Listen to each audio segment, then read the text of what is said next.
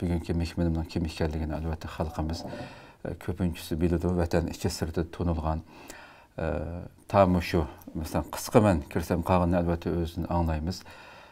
96 yili şu atalmış Şinjan televiziya stansiyasınınki Tanrıtağ Qo'nchilar programmasida shu vatanda balkim 80 yil va undan keyin tug'ilganlarning hammasini aytib ko'p yaxshi bilamiz. Faqat o'smirlarimiz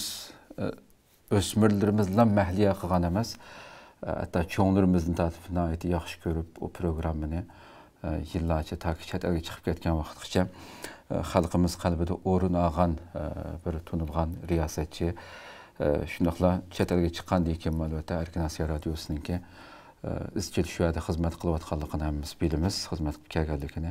Tunigun e'tibori bilan albatta bu Erkin Asiya radiosiningki masalalarimi xildan buyon xalqimizni xabarlarni berib turdi, xalqimizni beorom qilgan bir ish bo'ldi albatta. Tunigundan buyon sobiq muxbirga aylanib qoldi Gulchehra xonim. Va 2019 yili Xalqaro Magnitskiy adolat harakati organ tarafidan Sergey Magnitskiy kishilik huquq mukofotiga erishgan. 2020 yili Xalqaro ayollar axborot fondi ta'sis qilgan axborotchilikdagi jasorat mukofotiga erishgan Erkin Asiyaning sobiq muxbiri Gulchehra Xo'ja xonimni taklif qildik. Qimmatli vaqtdan chiqarib Amerikadan ziyoratimizni qabul qilganlik uchun ko'p rahmat aytamiz oldi bilan. Assalomu alaykum. Abdulla, qanday ahvolingiz? Assalomu alaykum. Qadrli ko'rurmanlar. Meni shunchalik go'zal bir tanishtirish bilan dabdabalik bu sahnaga olib chiqdingiz. Xushalman yana bir tarafdan, ya'ni temangiz 30 yil ya'ni hayotini shu muxbirlik, ya'ni axborot sohasiga bag'ishlagan degan 30 yil degan so'z meni nurg'un xiyollarga cho'mdiryapti hozirni o'zida. Shunga hayajonlanib ketishimdan avval umid qilmay oldi bilan shu barliq Istiqlol televiziyasida ya'ni shundoq tirishchanlik bilan har xil sharoitlarga qaramay izchil xizmat qilib kelayotgan siz va siz boshliq barliq muxbir xodimlarga chin qalbimdan tashakkurimni, hurmatimni bildiraman. Rahmat. Alloh razı bo'lsin. Biz rahmat aytamiz. Albatta sizni tanishtirish uchun program tayyorlash jarayonida albatta biraz bir muqaddima shaklida bir narsa sunay desam, balkim yarım soat sizning kelqa. Nima o'qsamda shoma o'zingizni inshaalloh sizga beramiz so'zni birdam degan. Çünkü nurg'un vatan ichidami, sirtidami qilgan nurg'un xizmatlaringiz va albatta program jarayonida anglab o'tamiz. Ko'p rahmat bizga qilgan so'zingiz uchunmi? Qo'limizdan kelgancha albatta oxirgi tiniqimizgacha bu vatan uchun, millat uchun xizmat qilishga davom qilamiz.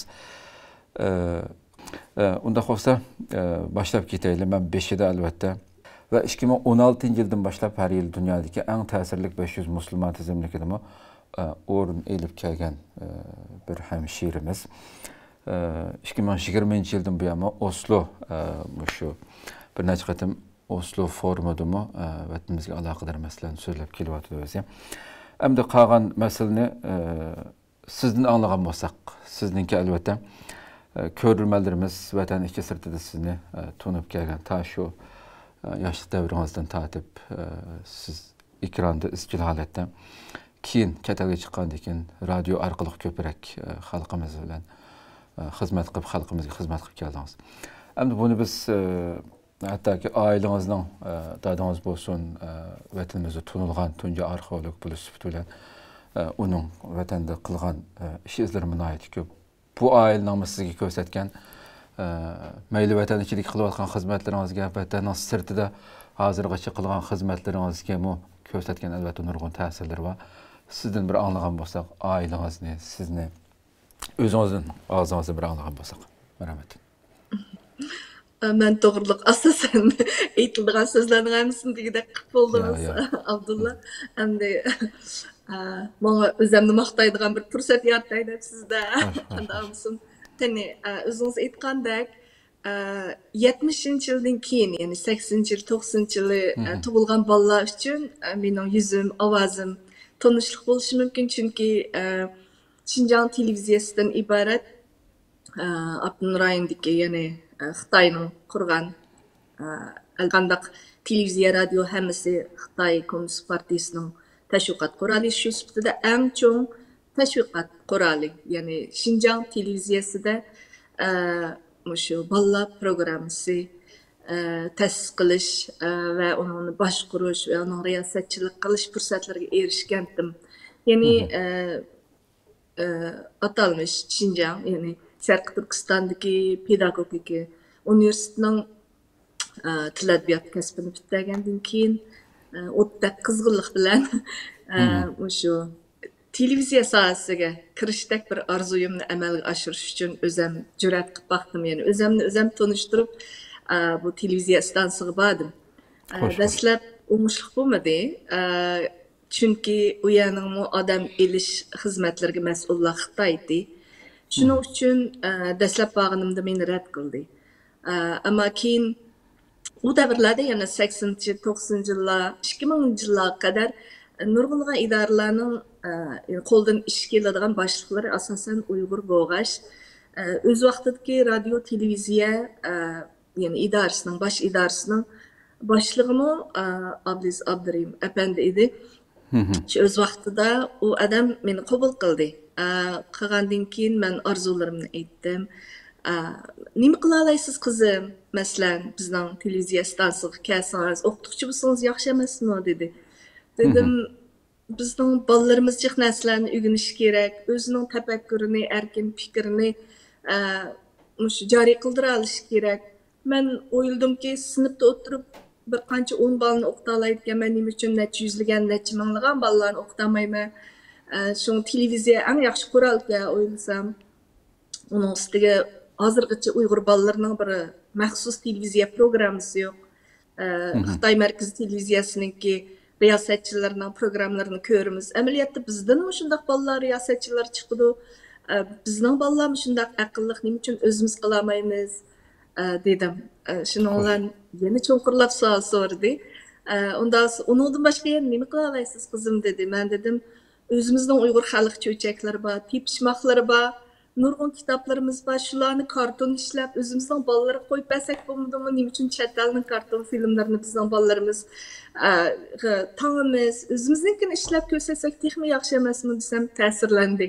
Shunlar qila olamsiz qizim dedi, qilma dedim.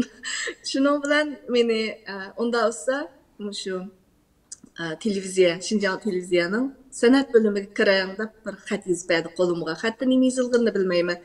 Akirdim, qisam shuning bilan bolalar programmasi gruppasiga meni bo'ldi. Aslidagi bolalar programmasi shu ta'tillarda bolalarga bir qancha oyda bir muqarrarsiz, muqimsiz programmalarni ishlab kelayotgandi.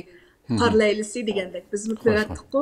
Shuninglar bu bo'lim kirgandan keyin muntazam har haftada 35 minut shu bolalarga qaratilgan, ya'ni maxsus tili chiqqan, ya'ni tafakkuri yetilgan va undan boshqa hatto o'rta maktabgacha doirada yosh o'smirlarni nishon qilgan bir Tangirtog' g'unchilari nomli programmani ta'sis qildik va o'zim rejissor ham buning ssenariy yozuvchiligi va riyosatchiligi degandek bir qancha xizmatlarni o'z ustimga ishlab ketdik.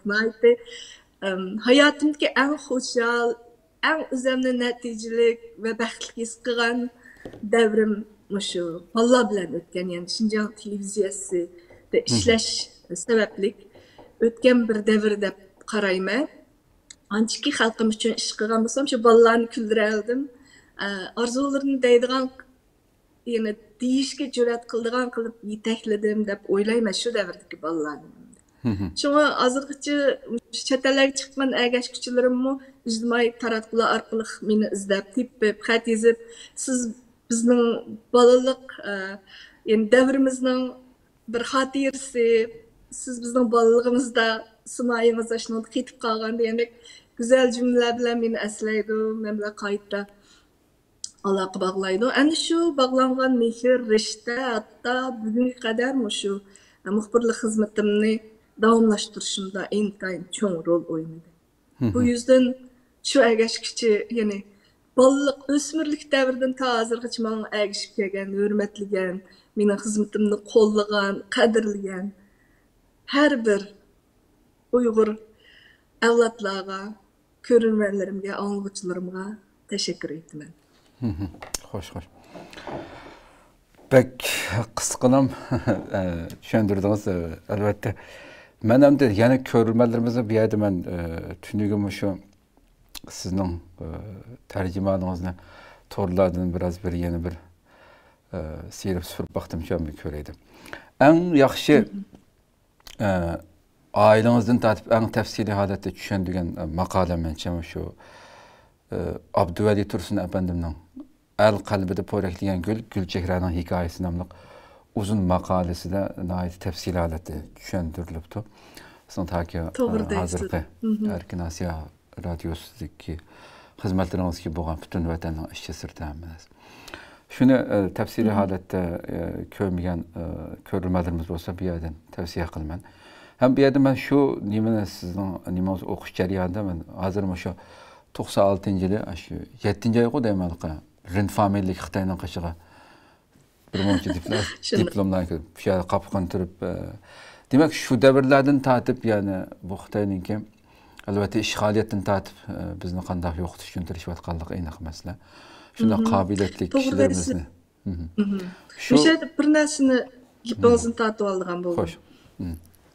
Bu maqola siz aytgan shu maqola 2015-yili yozildi deyman. Abduvali apandi meni bir ziyorat qildi. Shu yoshlarga bir ilhom bo'lsin sizning ko'rsatgan fidokorligingiz, qilayotgan xizmatlaringiz deb. Shu vaqtida shu Rinning hikoyasini alaydi tavsiya qildim. Mushuni qistirib o'tishingiz kerak deb. Chunki ayni vaqt, ayni davrlardan tortiblar milliy kamsitishga uchraganligimizning bir misoldi. Mayli men qanchalik yaxshi o'qib ketay maktabda, Uyg'urli bo'ling. Mayli siz qanchalik natijalik oliy maktablarni natijalik putküring, qanchalik iqtidoringiz bo'lsin, shu davrlarda o'zingiz orzu qilgan xizmatlarga osonlikcha kiramatdingiz. Chetga qilatdingiz. Chunki xizmat o'rinlarini bütün shu Xitoylar egallashga boshlagan bir davr. Chunki nopus yetkazish siyosati eng kuchlangan shu 90-yillarda. Ipingizni tortib oldim, kechiring. Ya, masala yo'q.